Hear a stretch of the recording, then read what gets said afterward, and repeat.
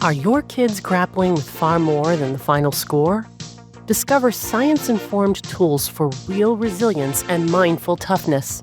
Learn how to help young people win from within. This is Wrestling Through Adversity with Dr. Christine Silverstein and interviewer Valeria Koopman, host of the Fit for Joy podcast.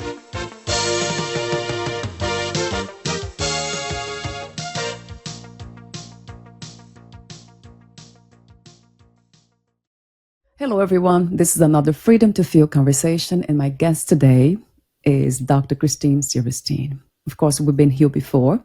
I will introduce her briefly again, and then we'll start with the topic for today's conversation.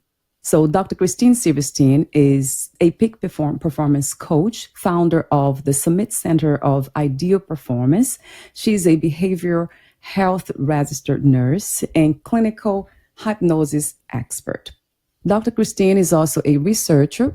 She's a historian and best-selling author of Wrestling Through Adversity, empowering children, teens, and young adults to win in life. So this is my brief introduction. The full bio will be at the end of this video.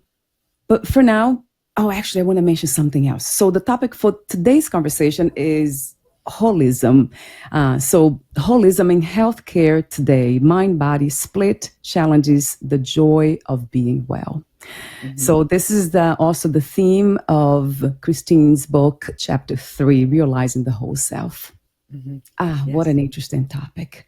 So, but before we dive into it, Christine, what inspired you to do what you're doing today, for those who don't know?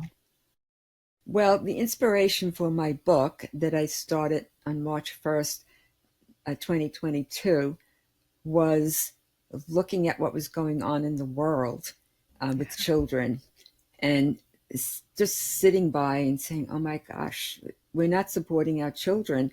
We're not giving children, teens or young adults, the ability to know what to do to help themselves, or coping strategies. And then we're also not having any a facility to help them, like if they have a mental health issue. And I know I had been working by that time for 27 years with children, teens, and young adults. And there are many things you can teach them, and they can get through adversity, because the more they have adversity, the more resilient they become. And then on top of that, they're able to handle any situation as they grow, providing you have parents or a coach or even a guardian helping you to learn what you have to do. You don't need a GED. You don't even need a high school education. You just need to have the ability to stay with that person, to care, and you have some longevity, and you can help your children to grow and to become resilient so that they can handle these things happening in the world. So that was the motivation for my book. But as we were speaking about before, I think I've always been caring about other people and understanding positive things about them and the negative, and trying to say that there's something we can do. We can look at it another way rather than just the negative. And I used to say that to my friends too. They used to come to me and say, well, how should I look at this situation, with my boyfriend or something? Yeah. And so I think that from a very young age, but also the way my parents raised me to be independent and to look at different things and to always remember where I came from and who I am, and people say, well, it's hard to live these days in the economy. And I think back to my parents, who my father, neither one of my parents had a college education. My father worked 2 jobs all the time. He was a postal worker in the daytime, and he was the director of the PAL, the Police Athletic League Center for Sports. After that, he worked from 5 o'clock in the morning till 10 o'clock at night. And my mother was a waitress, and we had 5 children in the family. So I always remember what that was like and how we got through. And we never felt that we didn't have money. We thought we were wealthy, compared to some other families. And we never questioned money. But my father was hardworking, and I remember him in the kitchen doing the income tax in April and announcing, oh, this year we did well. We can buy some Easter clothing for the children, because he got some money back from the government. So I always remember that, and I'm grateful for the way they raised me. Yeah, that's beautiful, though. Mm-hmm. You see, in a way, everything in life, it's perspective, perception, right? The way we deal with situations, the way we see them first. A question came to mind. What would be the opposite of resilience, Christine, from your perspective? Well, the opposite would be you're not able to bounce back from anything. You're devastated by something, even like a diagnosis. You have cancer, or you fail. It's your first year of college, and you failed miserably at the end of the second semester, and then you give up on yourself, and you don't believe in yourself, and you're just not able to make it through. And it might be that you'll never make it through in life, because things pile up, adversities pile up. They're never going to be without that. And so you have to grow from adversity. And if you're not willing to do it, you won't be able to handle it later on in life, when you're not so protected, by your parents, and you're out in the world and things happen, like wars and poverty and all these things. So to learn it early, and then to incorporate it into who you are as a person. And so that would be the opposite. And many people say today that parents are too liberal. They're solving the problems of their children, which was the opposite when I grew up. You have to fend for yourself, right? And so they never learn, and they're too protected. You're bullied at school, so what do? You learn how to counter that with what you say and what you do. And I've worked with children who were bullied at school, and I taught them what to do, and they thrived. Wow. Yeah, that really resonates. The idea of feeling stuck, isn't it? When you talk about not bouncing back, it's just feeling as if there's nothing we can do about a situation. There's nothing we can do. It's beyond us. And matter of fact, I don't know what to do. That's the other part of it. I never learned what to do. It's like asking somebody to do calculus, but they never learned. They didn't take math in high school, but now they're supposed to learn calculus and just know it without, studying it. Right. That's beautiful to know too. I know this is one of the main messages in your book, resilience for teenagers. It's really a message for all of us. Yes. Even some of us who have not learned to be resilient in our adulthood. So I love the way you said that. So the let's say what happens when we become more resilient is that we grow, and then would you add wisdom after that? Oh yes, of course. Yes, wisdom, and that comes maybe later on in life, where you develop it because you look back in your life and you know a lot of things, but that's because you've learned. That's not just given to you, that's earned.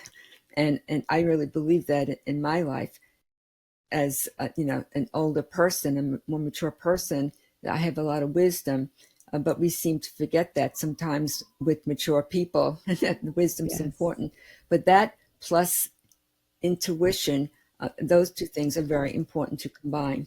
I love that you added that too. Right. So wisdom, the way I define wisdom is applied knowledge, lived knowledge. Yes. Applied and lived. And then I love that you added intuition. So would you say that intuition it's a type of knowledge, of wisdom, but it's not really necessarily from experience, right? Well, I think intuition, you build on it. You might, as we were talking about before, you build on it in the sense that, you learn remember that experience when I listened. Remember that experience when I didn't listen. Like I was talking about the paint can, you didn't listen. And so then you begin to trust it more over the course of your life. And you may have had that intuition when you were a child, but you just didn't know what it was. You just felt, you were lost, and then you found your way home from school, but you were lost at first or something like that. So you didn't think of it as intuition. But later on, there's a word attached to it. Yes, that also resonates true to me. So it has to do with trusting our inner voice and that Mm-hmm. innate wisdom that we all have, Mm-hmm. natural wisdom we all Mm-hmm. have, which it tends to be universal, right, Christine? It usually Yes. is. It's always Mm-hmm. universal. It's never, in a way, not personal. Yes, but intuition too could come from your mother always told you such and such. And then you say, oh, I should have listened to my mother. When you get Yes. older, oh, Yeah. my mother was Yeah. very wise. I should have listened to her. Yeah. So that's kind of an intuition that you get from your mom or your dad, like that. And so it's passed on. Oh, I never thought it that way, Christine. So it's Mm-hmm. something that, right, I related that to, again, knowledge and wisdom, but I didn't think about intuition being something that could be passed on to others. Because Mm-hmm. we talked off record for a moment about freshness, the freshness of being, of Yes. thinking. So when I think about intuition, I think about something fresh, something universal, something that's Mm-hmm. beyond really the body mind realms. Mm-hmm. Mm-hmm. It's kind of, it goes back to the topic of today's conversation. It's whole. It feels whole. Mm-hmm. Mm-hmm. So I don't know if that relates to that idea of intuition being passed on. I never thought it that way. Mm-hmm. That's fresh too for today's Yes, in a conversation. sense. So that's how I see it. What my mom would tell me, and she was very poetic, and she Yeah, loved poetry, and she taught me yeah, about that too. What does this mean, Mom? When I had an assignment at school, we'd all go to my mother to interpret the poetry, and when I was younger, and yes. she'd tell us what it meant. It was innate within her, and I turned out to be a poet as well. Yes. So that might relate to the idea of timeless wisdom, timeless knowledge. It's something that everyone relates to it in a way. It's Mm-hmm. so not just logic, but yeah, it is logical. And at the same time, it is intuitive, it is spiritual. It kind of brings all that. Yes, it's you can look at it in a very broad way. It's because remember these are abstract concepts, Right. Yes. especially intuition. Intuition is abstract. It is, yeah, and it feels that way because we're not able to. It's very subtle. We're not able Mm-hmm. to pin down where it's coming from and from who, what, and how to distinguish, that voice from belief systems and from societal expectations and etc. So it's really not an easy ground to navigate. But speaking of concepts, holism, being holistic, how do you define that with your own? Do you have your own words to define the idea of holism? Yes, well, we think about the word holistic. It's used today quite often. It's like holistic nursing, as Yeah. if nursing was never holistic before. It was holistic from its very roots, from Florence Nightingale. But we hear that word holistic and we wonder what that means, and we can apply it. Yeah. The counselor might apply it, or even when you're in the beauty salon, they'll be holistic and give you a massage for the shoulders like that. Yeah. But what it really means, it's a term, a concept that's characterized by this belief that the parts of something are interconnected, Mm. and you can't really explain it except by referencing it with the whole. The whole is equal to the sum of its parts. So in medicine, it might be you have holistic treatment that is really treating Yeah. the whole person, like we were talking about mind, body, spirit. And of course, as I said, the fourth dimension of that is emotion. So we need to work with emotion, especially when we're working with the mind. Yes. And Mm-hmm. we did talk briefly about this, and I mentioned my perspective on the spirit, the whole spirit. It's Mm-hmm. holism to me has to do with Mm-hmm. acknowledging that we are spirit Mm-hmm. beings, or Mm-hmm. we the substance that sustains this Mm-hmm. reality is a spiritual one. Does it make sense to you when I say that, Christine? I'm just wondering because that's my understanding, especially these days. I've been contemplating this idea of, I mean, for years, of course, I've been doing this, but lately more so lately for some reason. There's the perspective or perception of coming from I am already whole in the sense of spirit. Mm-hmm. Everything Mm-hmm. that is happening, they are just experiences of body, mind, and emotions, as you say. But Mm-hmm. I always go back to the wholeness of it, Mm-hmm. and that's this the spirit piece Mm-hmm. always. Mm-hmm. So I don't know if that Well, resonates I with do you. believe that we're spirit, and then we come to this earth, and we're humans.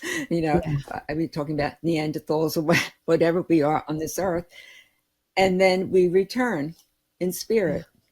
So we're spirit to begin with, before we're born. That's what I always believe, and I always relate it to spirit, something other than humans, or even spirit through the saints, or spirit through the yeah, angels. So it was never just I'm a human being. And I always believed in prayer, and I learned that at an early age, and also that God was everywhere, and yeah. Mm, protecting us, guiding us. So that was part of my education at an early age. I went to Catholic school at 5 years old, and I learned these things in a very basic level. And as I said, I explored it much more growing up, and now I have my own idea about spirit, and what it is and who I am.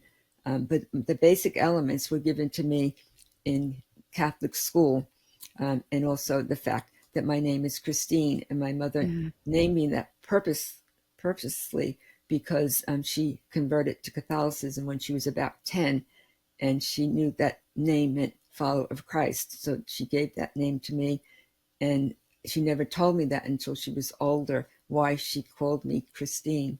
yeah.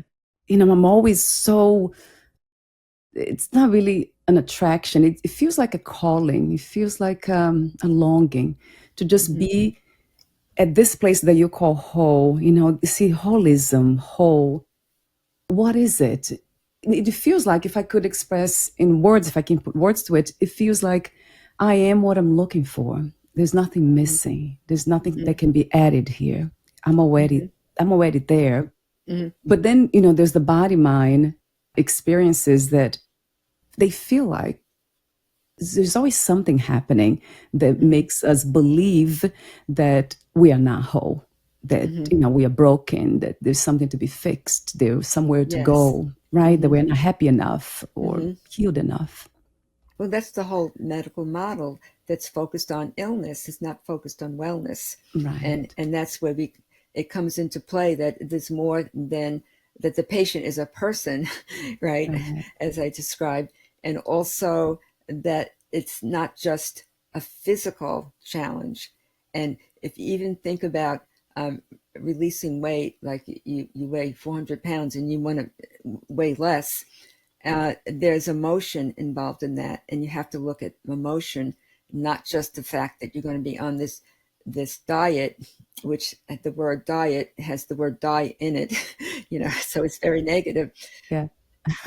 But the other thing is, you see ads on TV with somebody injecting, a medication, because they want to be thinner, and they don't realize that there's emotional eating, and Mm, you need to look at, and also the experience of being obese, grossly obese, like 400 pounds, that comes with trauma too. So you can't just look at the physical body and just give yourself these injections and right. think that's the only way to go. Right, exactly. Oh my God, that's so much truth. And I can relate to it again from an experiential perspective. When I was a professional personal trainer, I Mm-hmm. remember that my clients, they're so focused on looking good and feeling Mm-hmm. good at the level, the physical level. But it was Mm-hmm. clear to me that, including myself at the time, that we needed more, not just to Mm-hmm. look good and fit and strong physically, but we needed at the level of the mind and and realize the spirit that Mm-hmm. we are whole Mm-hmm. already. So that was my realization. That related that with you when you participated in that workshop in PA, I believe, in Pennsylvania, Yes. where Mm-hmm. somebody talked to you about, oh, what are you doing here? There's nobody sick here. Right. It was a workshop for wrestling coaches, right? And Yeah. so I took this trip and thinking, okay, I'm being called to do this. I was invited, and I arrived there in Pennsylvania after driving several hours, and there are all these males, and they're looking at me and saying, "What are you doing here? You're a nurse, and we're not injured," saying to me. But also they said, "Well, aren't you a psychologist?" I said, "No, I'm a nurse, and I work with as peak performance coach." And then we got past that, and they were asking questions like, because we were working with teenagers, they coach teenagers, and saying, "Oh, well, aren't we born negative and the parents have to make them positive?" And I said, "No, it's the other way around." And they were surprised. I said, "Children are born without the judgment like they have when they grow up. So it's the other way around." So they questioned that, but it brought me back to the history of nursing, when there was bodily nursing. Literally, they called it bodily nurses, and they worked in the general hospital. And then there were the mental nurses who worked in the mental institution. So that's the body-mind split that we're talking about right there. Was prevalent before 1895, when Freud started to talk about it, and these other people like Adolf Meyer started to talk about, well, there's a mind beyond the physical body. And so before that, nobody thought about it that way. It's a fairly new concept in the development of mankind, to start understanding that. But it was towards the end of the 19th century and the beginning of the 20th century when we started to delve into these concepts, because how did we know? We didn't have the beyond x-rays, we didn't have MRIs, and we didn't have testing and PET scans like that. And they're just now beginning to look at the anatomy of the brain and how it works, and find out concepts that people thought about, like Freud and Adolf Meyer, who believed in neuroplasticity, but we really didn't find out what that was, or that it was a real thing, until around 2000. So we're talking almost 100 years. Yeah, that's unbelievable how long it takes for us to let go of some belief systems, some models, right, that we have been holding on to. I think that's what it is too. It's almost like there's a structure that has been created that most people in societies, they have a hard time demolishing, kind of bringing down these structures, because they're already built, they have been there for so long that they resist to learn something new. But in a way, the only way we can replace a belief system or an old system, it would be really to that's destroying the old one. But hopefully that's not needed, right, Christine? And we can integrate somehow in a more gentle way. Well, they used to believe, when air flight was used for the general population, that going on a plane would loosen your teeth. Your teeth would fall out. And that probably was because people were so fearful. They were gritting their teeth, maybe they got some loose teeth there. But that was a belief. And then everybody said, "Oh yeah, your teeth might fall out if you go on a plane flight." Right. Again, I'm a student of Vedanta. So because of that, I have been really doing a lot of work on the understanding of this reality is non-dual. So there's no really two realities, but one. As you go back to the beautiful topic of the whole self, wholeness. So there's one reality only. So how can we just get to that understanding and accept that? It seems like most of us don't accept the idea. I see scientists, they cannot accept the idea that we exist beyond the body, mind, and emotions.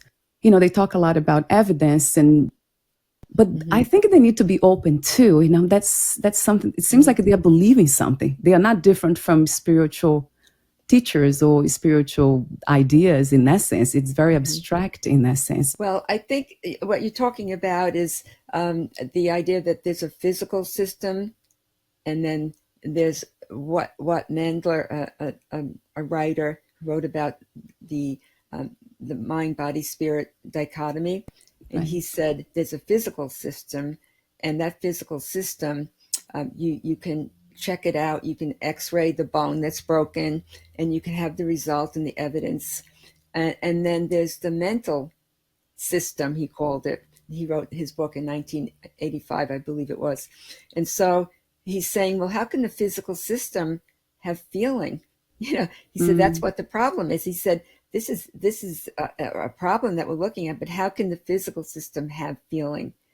And then he said, it's the way we're talking about it. He believed that in the future we'd have both combined, the physical system and the mental system, because he said that we just didn't have the terminology or the things to put in the theories, and we just talked about it in everyday language, like how can something that's a physical system have a feeling?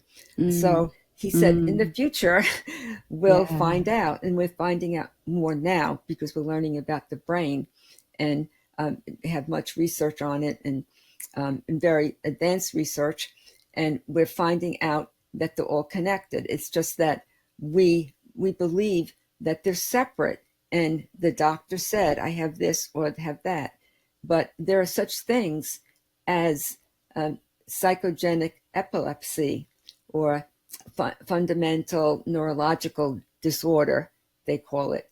And that has to do with the psychiatrist I was telling you about, the resident who is in his residency, and he has this idea, he's learning things in his psychiatry courses about the mind. And he said, well, I work with PTSD and trauma, and I help people, and that's my major work. But then what do I do when my patient is sitting there and moving uncontrollably, like he's having a seizure? But the seizure is psychogenic, right? It's psychogenic. So then he says he's frustrated by this because he doesn't know what to do, and he only takes maybe 1 or 2 neurology courses in his program. So he thinks, well, maybe I should learn more about neurology. But he's looking at his work with the mind that's in the head. And then he says in this interview, in this YouTube video, that below the neck is neurology, right? So he's separating in that case, he's separating the mind and the body in that sense. This is in the 21st century, a recent video. And then he's saying, so then I have to go to the neurologist, right, to find out. I should take more neurology courses. And the neurology students are saying, oh, I only take 1 or 2 psychiatry courses. And so we could use all the help we can get. But I know that there are the cranial nerves that are in the skull, in the brain. And they, of course, relate to the whole body and not just to the mind. There are physical cranial nerves, like the vagus nerve that's in the brain. And so theoretically, this psychiatry resident is not accurate, but that's his belief, that there's the split. There's the mind that I work with, and the trauma and the PTSD, and I don't know what to do when my patient who has this psychogenic epilepsy or some kind of fundamental neurological disorder, that it should be left to the neurologist. Now, I've worked with people like this who have had, and it's called, one of them is called, and now it's called, it used to be hysteria, and now it's not called hysteria, it's a disorder, right? So they're thinking, well, what do you do? And I've worked with people who have, I'm working with the mind, with hypnosis, but they also start shaking like that, So I work with them to condition them to set themselves up to know what to do. So at times, all I need to do is I'm using hypnosis, and I just touch them on the shoulder, and I say, you're still. Yeah. And the so-called seizure stops automatically like that. But of course, I know that this person has been to a physician, and that is psychogenic in nature. And that's what the patient has been told. So I, of course, if they start shaking, and having a seizure, I would, and they didn't go to the doctor, of course, I would tell them, you have to go to the neurologist, that this is happening. But in this case, the client that I'm talking about, she might just all of a sudden start shaking like that, but I can calm her down very easily. So that's what I suggest to this psychiatrist who's a resident, because it's not true. They're connected. The cranial nerves are connected to the rest of the body, and also the vagus nerve is a very important role in the body. And also, you can connect it by what you say and what you do, and then you have the backup of the neurologist who's checking everything out, giving you EEGs and things like that, that can really discern whether you have epilepsy or you have psychogenic epilepsy that's caused by thoughts and feelings. Right, right. Wow. You see, you use the word believe as a belief system, like believe in something. That's, in science is a field that we know is evidence-based. So there's no room for belief systems, right? To believe in something. But it seems that there's a lot of belief systems there too. Oh, yes. Of course, they believe, and they believe they're right because they have the evidence. Now, the evidence can be fudged a little bit, Right. And we see that with pharmaceutical companies, that just look at, well, here, take this drug, and we don't have to tell you what the side effects are, and maybe we can fix that. Maybe they're permanent, like tardive dyskinesia, TD. Maybe it will go away, maybe it won't, and maybe this drug we're giving you might cause more abnormal movements, which counters the supposed effect of it. So it's very interesting. You can, figures never lie, but liars can always figure. That's what I say. That's interesting. Right. And expand on that, right? On that untruth kind of findings. Yeah. It might be also related to fear, based on fear too. Like I mentioned, these structures. Once, we as humans, we have a hard time kind of recognizing that we have done, that we don't have the complete truth, that we don't know everything.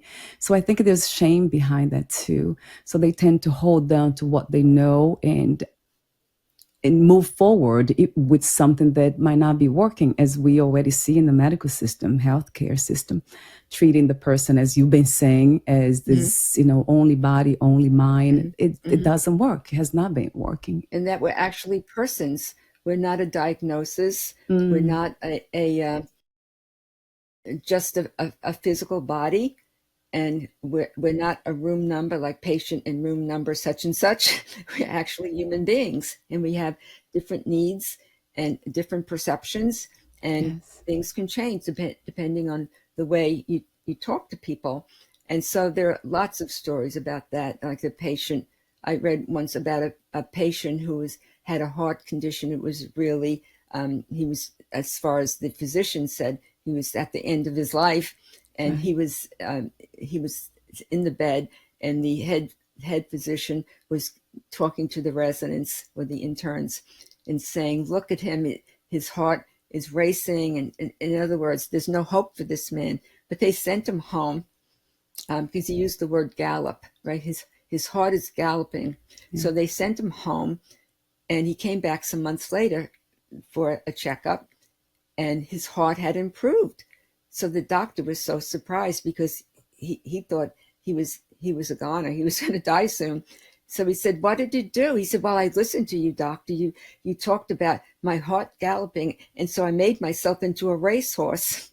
I imagined I was a racehorse."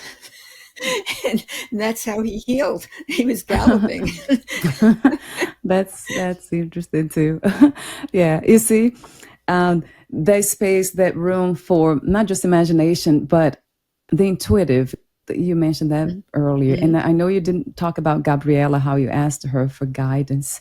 That's the intuitive part of it. I connect that to the spirit. Yes. So Gabriella is an angel that's near my fireplace where I meditate, and I explained to you that I was writing the speaking points to send to you, and I had just finished it, and I decided I'm going to meditate and see if there's anything else I have to add.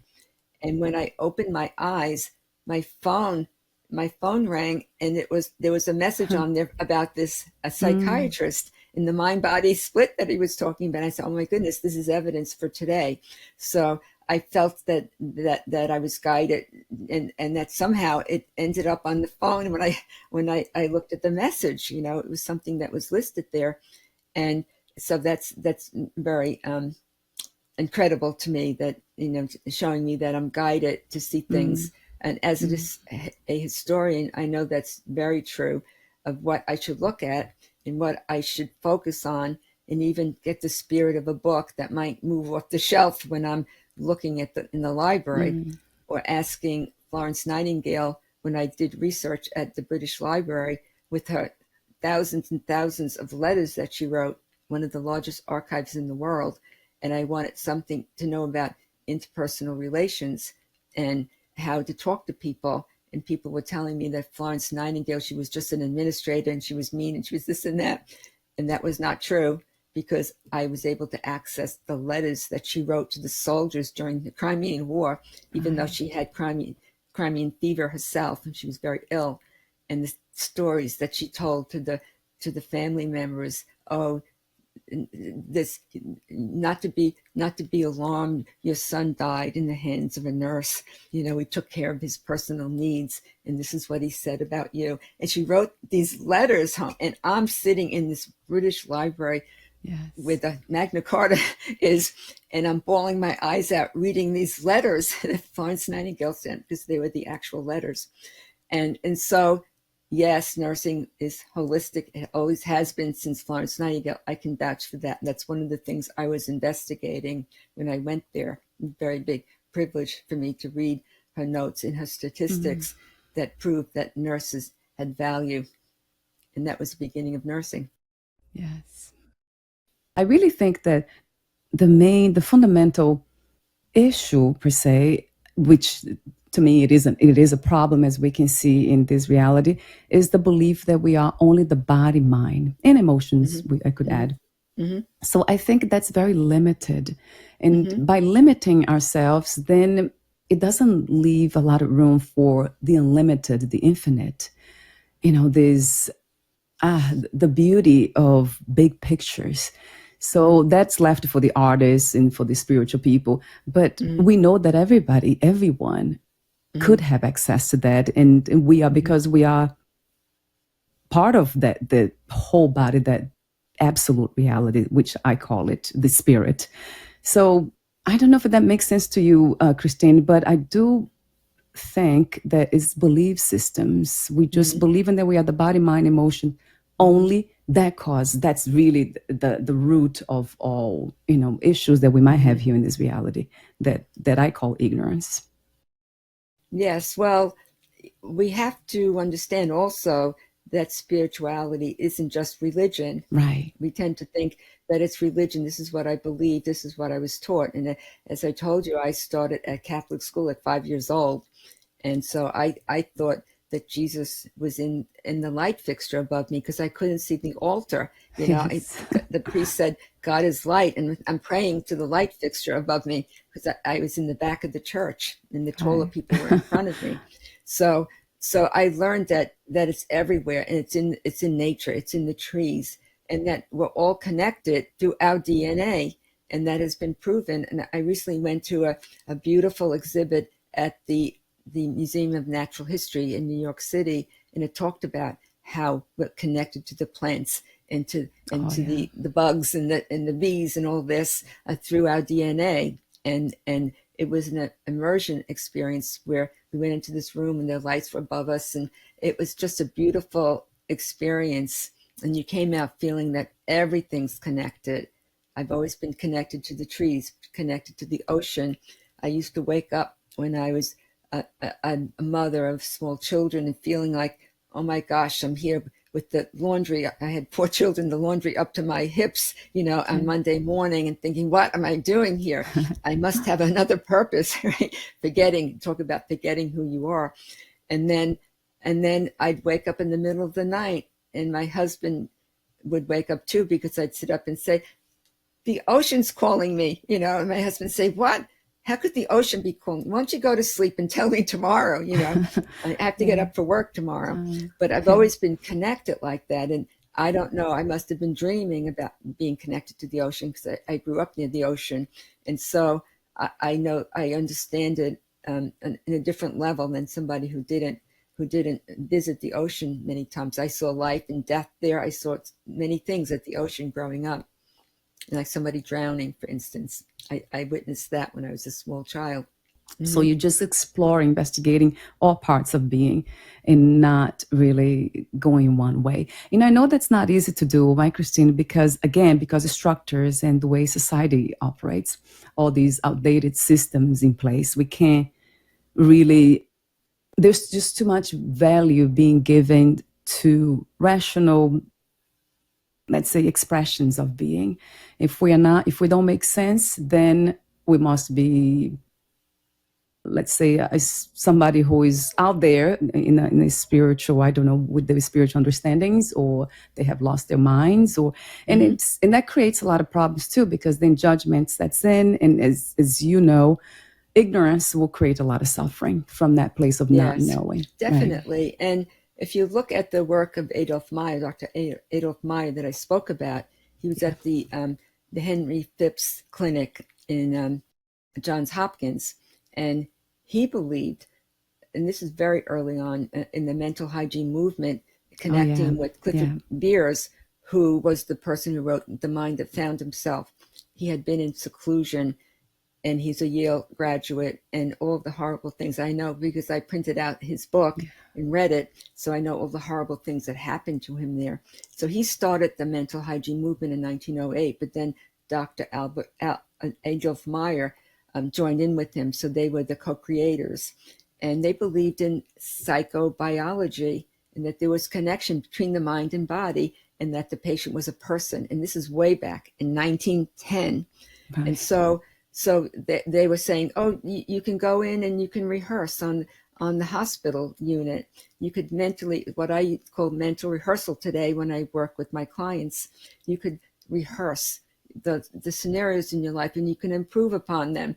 And of course, it was beyond the technical aspects of examining the patient in the morgue or the organic disease. He said you have to talk to people. Psychiatrists should be talking to people and not just looking at the lab results. So, but he was put aside, although up to 1950, he had his clinic. He died, I think, in 1950. But he was put down by people because his concepts, even of schizophrenia, that it's just maladaptive life in the community and that you can fix it. He really believed that, but it went against the principles of the mind-body split. And so then the physicians would have to give that up, and that was based on real science and evidence. So they couldn't give it up because psychiatry wanted to build up their experiments to show that they were real doctors, because that's how a doctor was evaluated. They were the low men on the totem pole. And I say men because a lot of them were men, early on. So that the idea that well, you can't do away with that concept because this is real research. And that was part of the reason why we had the decade of the brain, talking about the origin of mental disorders. And that was in the 1990s. So we're talking all the way up almost to the 21st century, where mental illness comes from the brain, the regions of the brain that you can explore, the maps, the neurological maps, and find out. But they found out, from the research, that things like schizophrenia didn't occur in one part of the brain. It's many parts of the brain. And of course, they found more information out, but they were saying that schizophrenia was something going wrong in one of the regions of the brain. But they didn't understand that what they found on the MRI or the PET scan was maybe a place that was deteriorating in the brain, but it didn't mean it was the cause. It could have been the result of having schizophrenia for many years. So they couldn't call it a causative factor, and so they moved on from that, realizing it's not one region of the brain, and examining it more like even the World Health Organization is looking at it as maladaptation in the community, and that you need to treat these people with schizophrenia with respect and understand their hallucinations. And this is the World Health Organization looking down on U.S. Chemical lobotomization of the brain with all these psychotropic drugs that could actually long-term damage the brain, especially if there's so many of them are used at one time that they counter each other. Right.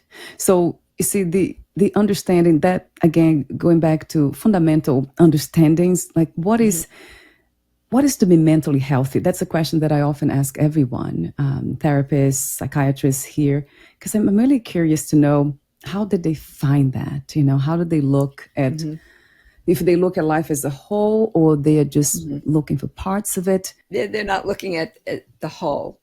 And I'll tell you, because I know the history of the Diagnostic Statistical Manual of Mental Disorders, the DSM.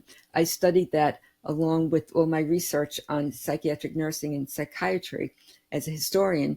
And so they had this DSM. The very first one was very narrow. Now it's much bigger volume. And they had, one of the reasons why they started it was because when psychiatrists, they went to court, right, talking about their patient, whether he's insane or not insane. The psychiatrist in one courtroom would say one thing about a diagnosis, and somebody else would say another thing, because there wasn't any connection. There wasn't anything written down. So that was one of the reasons why they created the Diagnostic and Statistical Manual. Another reason was they wanted to do more research, like the neurologists wanted to do more research. And so they need to have a basis to work with for research. And another reason, of course, is that's a way for psychologists and psychiatrists to get paid for their services by putting in this book, and then to say this person has such and such that I can treat and for which I will get paid. Right. Now, that still exists today, and that's one of the drawbacks of the Diagnostic and Statistical Manual. And we know that. And then I was reading something recently, because years ago in one of the first DSMs, they had homosexuality in the book as a mental disorder, and now they have changed their concepts, because now gender identity is a big topic today. So I recently read that, it's in the Diagnostic Statistical Manual, but it's not really a mental disorder, but we'll put it in there anyway so people can get paid. So that's literally, what I recently read. So even though they're not calling it that, people need to get paid. So those are the three major reasons why they created that manual that says if you have certain symptoms or a syndrome, then you must have this disorder. If you have it for a length of time, say 6 months or 6 weeks or whatever they apply to it, then you must have it. And that is a criticism of other countries in the World Health Organization. That's what they're saying. We're too reliant on these psychotropic drugs. And, it has to do with people in the community, and everybody's a human being, and you shouldn't be stigmatized, and you shouldn't be mistreated because you're in that book. That's your diagnosis. And if you want to believe it, you can. But also, we have to note that there was a major study in 2022 that really debunked the idea that depression has to do with serotonin. And so it was a big, big upheaval in the community for people who were prescribing all these drugs, and then for the people who had been given them and now they can't get off them. And it's really challenging. So it's a way of looking at things. It's like Adolf Meyer said, it's a way of adapting to live in the community, and he called it social adaptation. God, yeah, that would make sense to me. So because a lot of these so-called mental problems, psychological problems, are coming from not adapting to the environment, right? Especially our modern environment.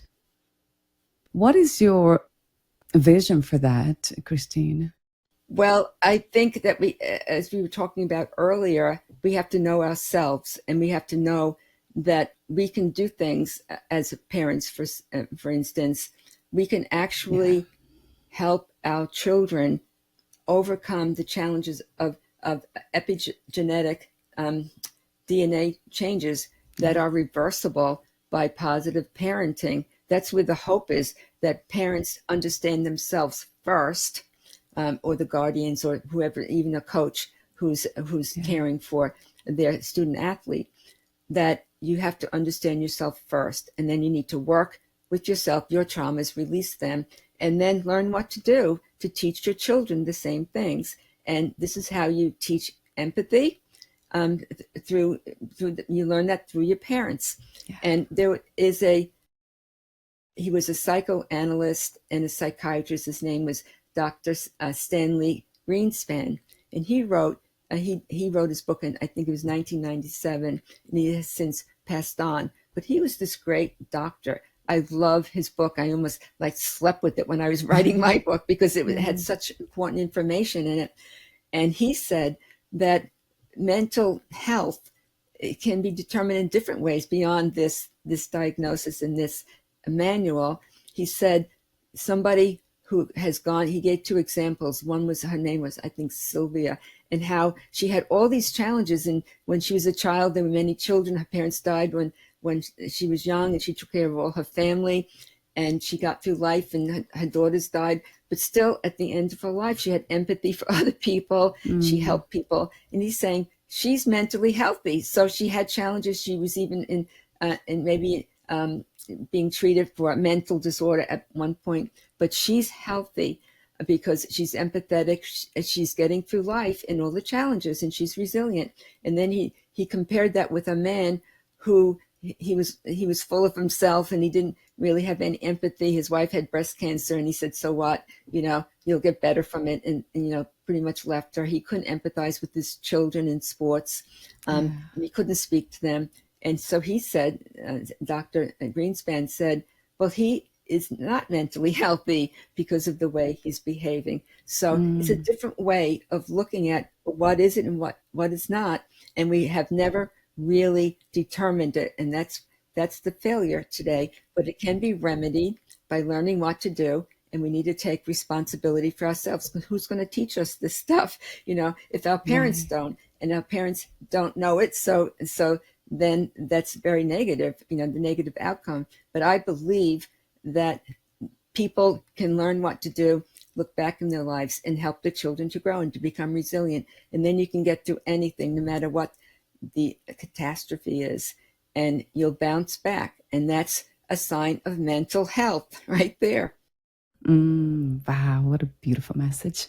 One that we have been talking about. So we have recorded 2 videos. It's out there. It's on my website, Fit for Joy, also YouTube. So we have been talking about this, but every time I hear it, Christine, it sounds fresh to me, in the sense of it's a reminder. We need to be reminded of that. Yes, we do. And to look at it from a different perspective that we might not have, It's like 2 people can be standing near a car accident, and each one has a different story about it, what they saw, Right. So we have different perceptions. Yes. Yeah, that's it. So would you say that being healthy, going back to this idea of health, as you quoted this other person, but I was trying to think here. I think I was reflecting on this before coming to talk to you today.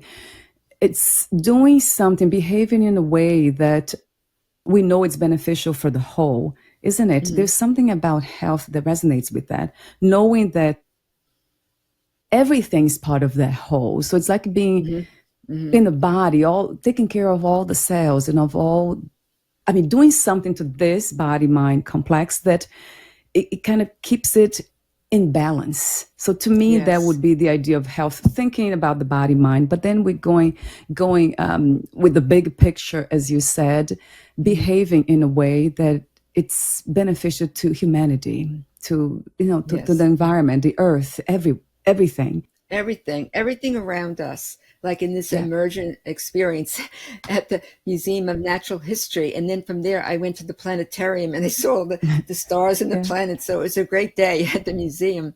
But I came out of there feeling whole. I came out of there feeling connected to all the people, a lot of children in the museum on that day. And also to the universe and to the stars, to everything.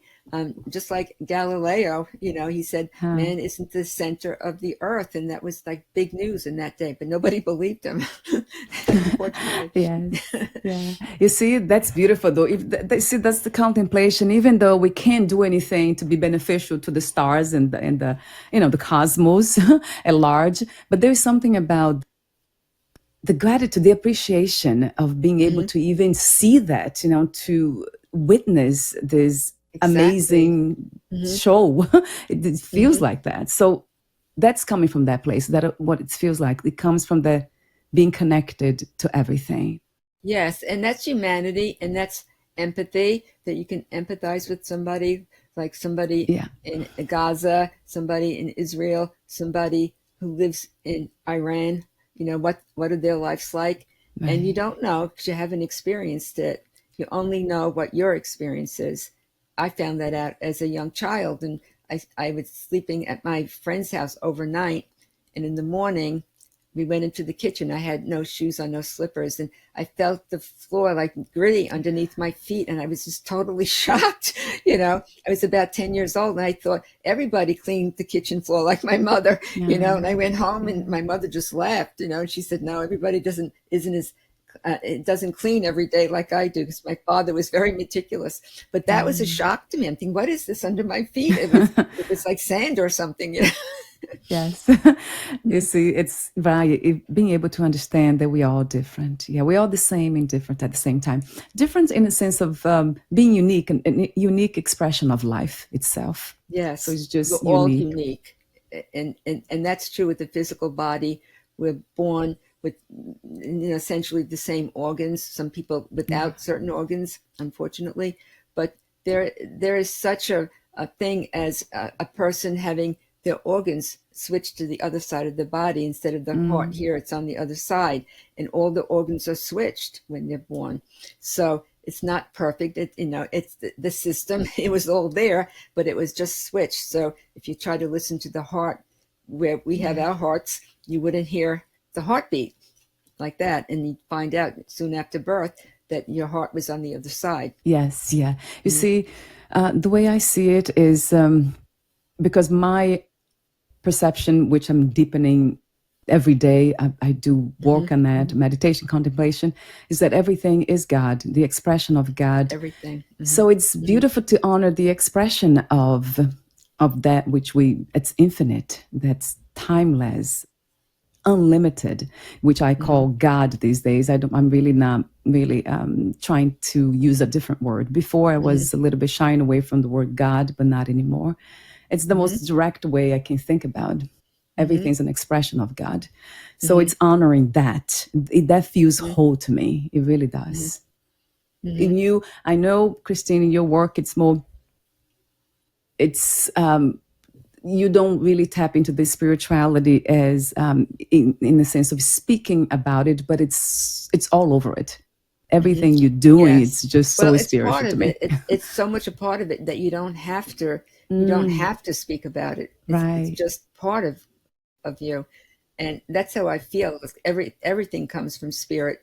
But Yes. I Mm, work with clients who are very religious. They have certain religious beliefs, but I can still work with an athlete and tell them, here, the spirit, which was in the design of the egg that I talked about in our yeah. speaking notes, and how the eggshell is the physical body, and the egg white is the mind, and the center, the yolk, is the spirit. And that's how I explained it to wrestling coaches, in 1997, and they got it. They got it. But the spirit is not necessarily religion. It's your core beliefs. It's who you are. It's what's in your heart. So all those things. So I explain it to my clients, and I call this is the core of you. And I say all your beliefs and all your skills are within you, and nobody can take that away from you. you Right. know that's yours if you want to claim it, right? So they understand it. Even the young kids and the teenagers, they understand that. So if you don't take care of your physical body, you could get injuries for sure on the wrestling mat, but also you're not going to win a wrestling match if you just use your mind. You have to Mm, use your body, and you need the spirit as well. the spirit is the core of you, and kind of like the subconscious core of you, where all your wrestling skills are stored. So you better look at it. The subconscious mind to people is like, woo, way out there. Like, and I explain, no, the subconscious mind controls your heart rate, your digestion, your breathing, and all the vital aspects of who we are to operate fully. And that's all in the subconscious. And people don't know that. That's a physiological aspect of the subconscious mind right there. It's not just symbolic. It's not just symbolic. We don't have to think about breathing. We don't have to think about our heart rate and say, oh, it's going too fast or too slow. Thank goodness. What about when we sleep? We would never get any sleep if that's all we think about. So that's the magnificence of the physical body, but it has to do with the subconscious mind. Yes, that's how, not just even connected, they are one. They're whole again. It goes back to that. It's so clear to me. And I know it's, like you said, not everyone understands this yet, but I think we are getting there. With your help, Christine, we are getting there. Putting this out there. I'd like to think I'm making a little bit of an impression on people because it's so important. And it's freeing, and it gives you hope as well, that you have control over what you think, what you feel, what you know. And nobody can take that from you. Right. Unless you let them. There's something like Eleanor Roosevelt said, something like that in her quote. Nobody can take that from you unless you let them. Yes, right. You need to open the door, right, for visitors to come, right? So we're almost at the end. Gosh, so many notes here we didn't talk about, but I think we tapped into pretty much everything. Yes, the essence of it and the history of it, and why we think that there isn't such a thing as a mind, because we can't touch it. we can't know it. On an MRI, it's not a physiological structure, an anatomical feature of your brain that we can investigate. It's something that's ethereal. It's throughout the physical body, and that comes about when you have muscle memory, like when you're playing baseball or tennis and you know how to hit the ball, right? It's just automatic if you can get in the zone. Yes. Yeah, the zone, right? You mentioned that, right? And so, I know you wanted to read Professor Muse. Hopefully I'm pronouncing the name correctly. That's in your book. It's beautiful, though. It's about mindfulness, right, Christine? Yes. His work mainly. Yes. So I have this experience since a time when I was having many miscarriages, and I learned transcendental meditation then. And I also learned self-hypnosis, and those two things got me through when all the doctors told me I was infertile. I was a habitual aborter because I had 4 miscarriages, and I'd never have a child of my own unless I took a toxic drug, DES, diethylstilbestrol. So I said, to heck with this. I came out of the doctor's office, ripped up the prescription, and I started to learn meditation and self-hypnosis, which saved me. So I still practice that today, and to get in the zone. So this is from my book on page 75, and it talks about a professor. His name is Professor Muse. He asked, how do we imagine the relationship between the mind and body in our own lives? We're talking about this here, what it means to us.